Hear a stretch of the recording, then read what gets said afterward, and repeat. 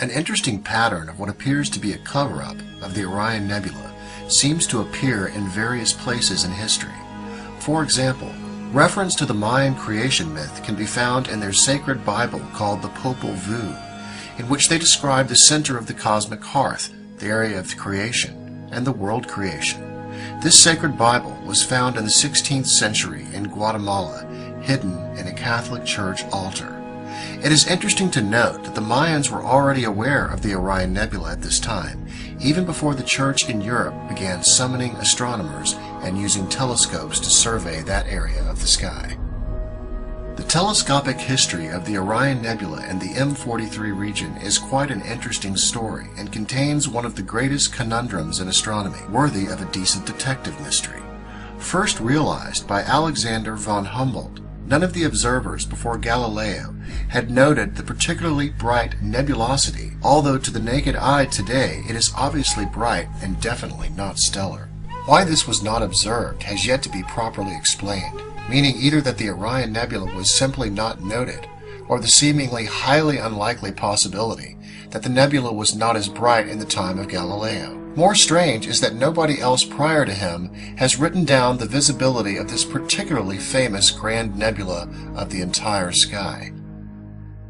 Amazingly, Galileo never mentions it, even though it was one of the first areas for his telescopic sweeps. Extensively observing the constellation of Orion in some detail in December 1610, he merely noted an increase in the number of stars in the region. Neither Ptolemy's Almagest nor Al-Sufi's Book of Fixed Stars noted this nebula, even though they both listed patches of nebulosity elsewhere in the night sky. The first discovery of the diffuse nebulous nature of the Orion Nebula is generally credited to French astronomer Nicolas Claude Fabre de Perret in 1610, when he made a record of observing it with a refracting telescope purchased by his patron Guillaume Duver.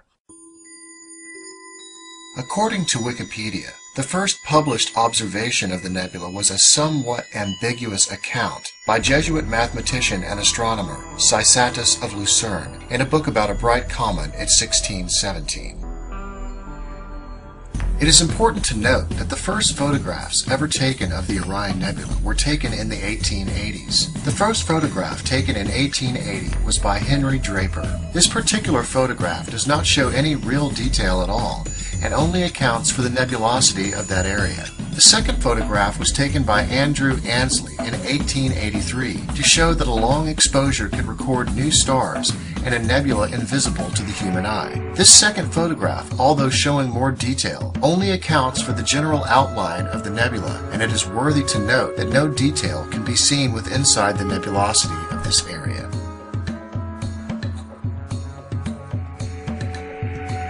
On August 18, 2006, NASA released its picture of the Orion Nebula taken by the Spitzer telescope.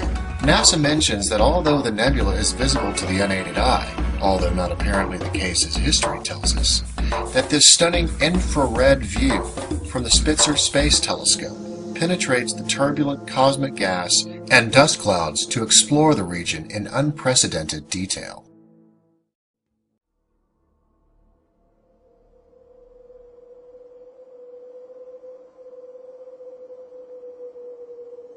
As Jesus said in the Gospel of Thomas, "Know what is in front of your face, and what is hidden from you will be disclosed to you, for there is nothing hidden that will not be revealed." There is an overwhelming amount of evidence that the Jesuits knew about the Orion Nebula and its ancient importance as we explore the Church of the Jesu. The Church of the Jesu is the Mother's Church of the Society of Jesus, a Roman Catholic religious order also known as the Jesuits. The Church of the Jesu is located in the Piazza del Gesù in Rome. The construction of the church was finished approximately in 1584. Following the construction of the church, a highly detailed mural, interestingly named Triumph of the Name of Jesus, was completed by Giovanni Battista Galli on the ceiling of the church in roughly 1660. This mural uses art to depict details only visible using Spitzer infrared technology, noting the specific cloud formations that always appear in the same places each time, from the left cloud formation to the right cloud formation, to the center bright spot, to the arch, and finally to the top of the nebula. one can see they are clearly emulating the detail of the Orion Nebula. Question: how did the Church know in 1660 a level of detail only available by infrared technology that exists in the Orion Nebula? This takes us to our next example. The chair of St. Peter is a relic conserved in St. Peter's Basilica, enclosed in a gilt bronze casing that was designed by Gian Lorenzo Bernini and executed in 1647 to 1643. The chair of a bishop is a cathedra. The cathedra in St. Peter's Basilica was once used by the popes. It was there often thought to have been used by St. Peter himself, but was in fact a gift from Charles the Bald to the Pope in 875. When looking at the chair of St. Peter, please note that on either side of the chair exists keys, and above those keys exists another depiction of the Orion Nebula using the same knowledge of the level of detail only exposed with infrared technology. If you recall from the Gospel of Thomas, Jesus also said, "The Pharisees and the scholars have taken the keys of knowledge and have hidden them. They have not entered, nor have they allowed those who want to enter to do so." Above this chair, we notice the same cloud formations, the same center bright spot, and the same arch. This area also exhibits what appears to be sun rays protruding through the clouds that the angels or stars are sitting on. Question: why are these angels always circling the center bright spot in both depictions of the Orion Nebula? This takes us to our final example.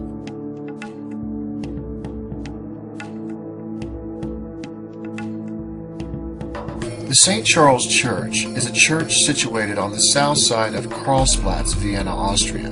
Its construction was completed in 1737 by Joseph Emanuel Fischer von Erlich. The high altar in the St. Charles Church also depicts the same level of detail as found in the Church of the Jesuit, with slightly varied art. Once again, it displays the left and right cloud formations, the center bright spot, and the arch, emulating the details of the Orion Nebula with infrared technology. In 3 major cathedrals in Europe, it is quite obvious that we are seeing depictions of the Orion Nebula. It's interesting to note that in the last 2, we see St. Peter holding the keys to heaven, or holding the keys to enlightenment.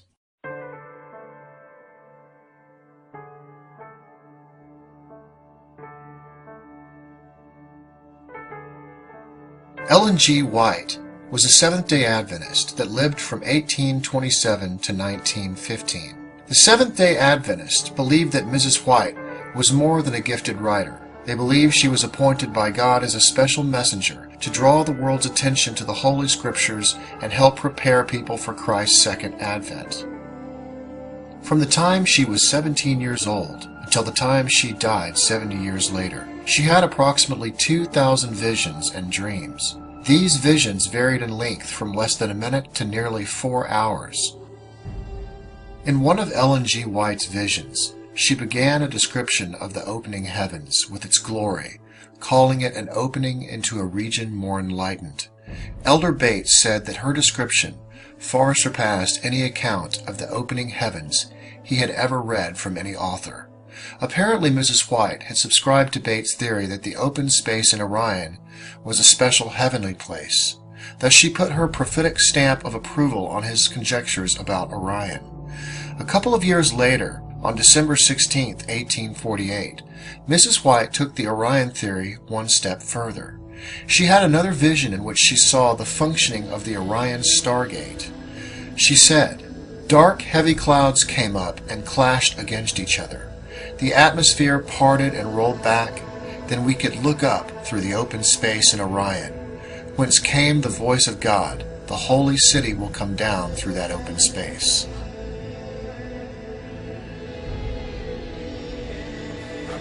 I was in Idaho last year, and it was a Mexican doctor that came to see me, a lady. And she said, "I have a practice down in Mexico. My partner was approached by a Catholic and said, the bishop is dying of cancer, but he knows you Adventists have a special health message. Would you be willing to treat him?" The doctor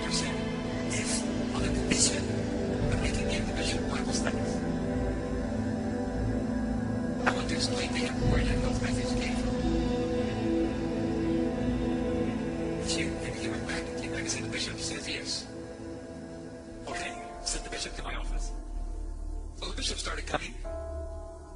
They put him on a special plan, prayed with him, and pretty soon the cancer started to disappear. And eventually it totally disappeared. But now it's time for the doctor to knock by the house of the bishop. Hello, Brother Bishop, I am here to give you a Bible study. Can I come in? The bishop said, please do. You're welcome. They talked for a while. He said, okay, I'd like to discuss with you the spirit of prophecy and how it gave us the health message. Could I do that? The bishop said, yes, but before you do, could I show you something? Come with me to my library. So they went to the library. And on the library, all of the published writings of Ellen G. White. The doctor was stunned. Brother Bishop, how in the world do you have all these books? He said, and I've read every one of them too. You have. And what do you think about them? He said, I'm a Jesuit. It is my job to read everything. And I want you to know that we Jesuits believe that Ellen G. White is the only true prophet of any church today. That we believe everything she has written. And I will tell you another thing. That is why we don't want Seventh-day Adventists to believe anything that she writes. Because if they do, they will know everything we're doing and everything we're planning to do.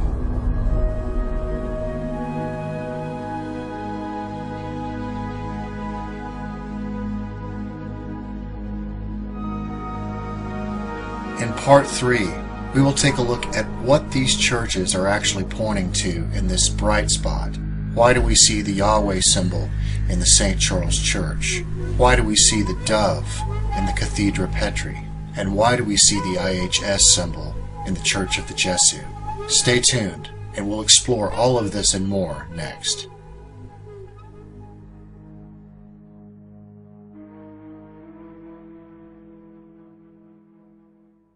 The Catholic Church altar.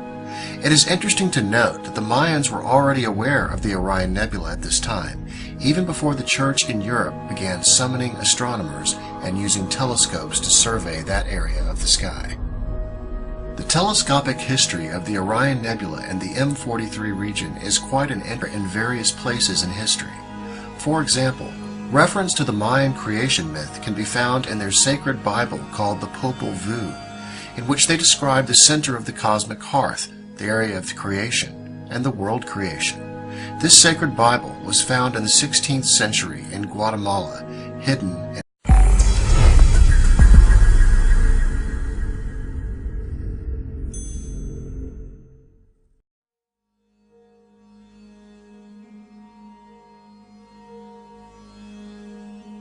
an interesting pattern of what appears to be a cover-up of the Orion Nebula seems to appear an interesting story and contains one of the greatest conundrums in astronomy, worthy of a decent detective mystery.